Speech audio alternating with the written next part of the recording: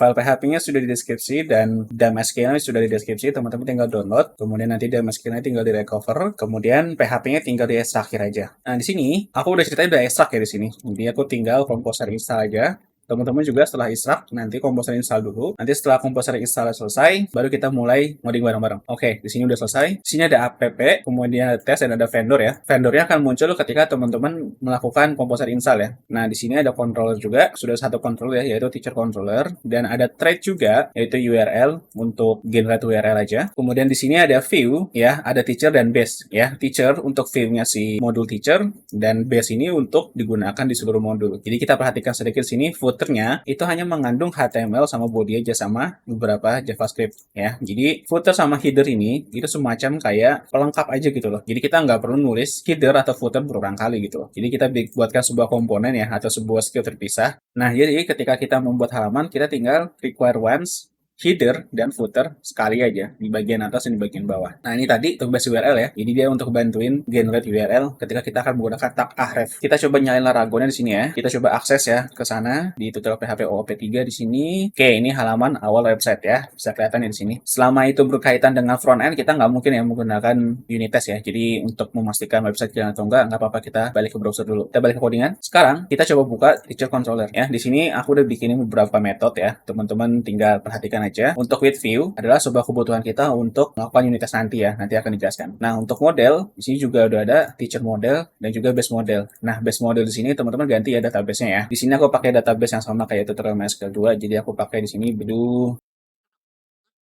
Nah, oke, di sini teman-teman tinggal ganti ya server name, username, password, dan lain sebagainya sesuaikan dengan kebutuhan komputer masing-masing lah ya. Nah, di sini teacher model yaitu turunan dari base model ya. Jadi base model method construct ini akan selalu dijalankan ketika sebuah model kita jalankan. Jadi kita nggak perlu nulis connection berulang kali ya. Cukup extend aja ke base model, nanti otomatis terhubung ke MySQL. Kita mulai teacher controller dulu. Di sini kita akan bikin halaman index ya. Jadi seperti biasa, deklarasikan dulu ya modelnya ya. Karena di sini kan kita akan menggunakan model ya.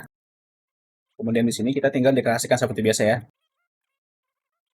Metode index. Nah, jadi nanti di teacher model kita bakal bikin sini metode namanya index ya. Seperti ini. Tambahin properti ya untuk tabelnya.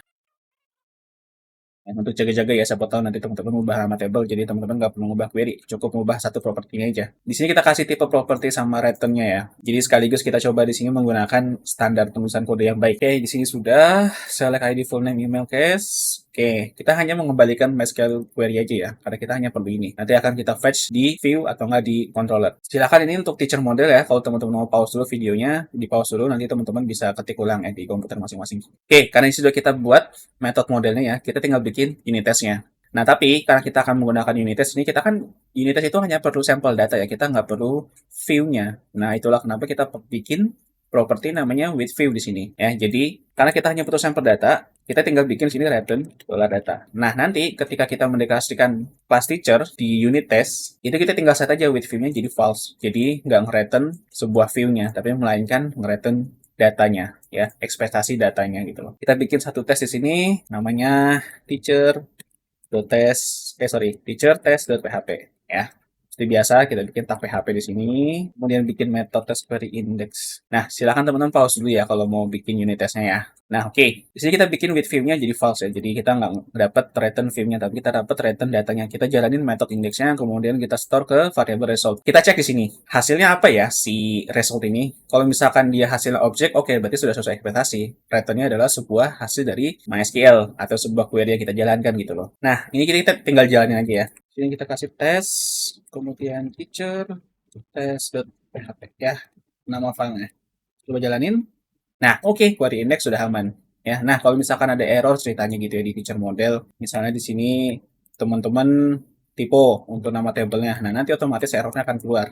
Ya, jadi unit test itu seperti ini ya, kita hanya menggunakan sampel datanya atau hasil returnnya aja, kita nggak perlu cek front end-nya, khusus untuk yang bahasa pemrograman backend ya. Kalau frontend mungkin beda lagi. Nah, kita bisa menghasilkan error atau output yang benar tanpa harus mengecek browser ya.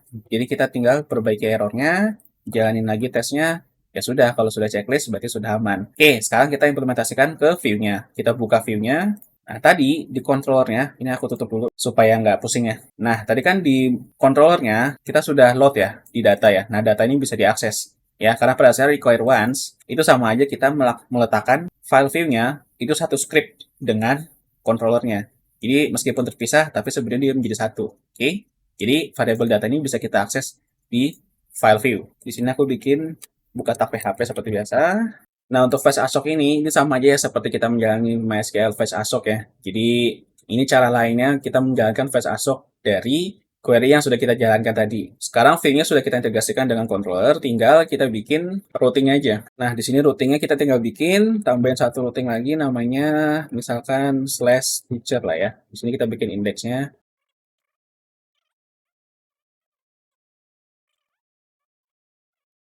Oke, selesai. Kita coba balik ke browser ya.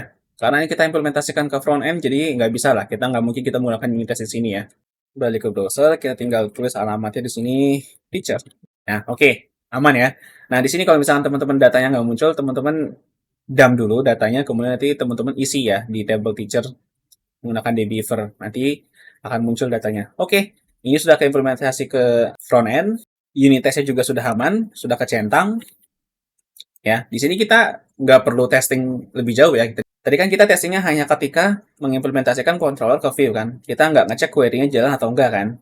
Jadi query-nya sudah kita cek tadi lewat unit test. Ya, mudah-mudahan teman-teman paham di sini menggunakan unit test. Nah, next-nya kita akan menggunakan unit test juga di bagian fitur create. Ya, nanti di fitur create ya nanti akan lebih kelihatan deh unit test itu jadinya seperti apa. Untuk indeks ini kan memang hanya akses halaman, query-nya jalan, udah selesai. Jadi unit testnya nggak terlalu besar. Nah, nanti di bagian create unit testnya akan lebih kelihatan. Seberapa powerful-nya unit test itu. Kita akan lanjut bikin create di video selanjutnya.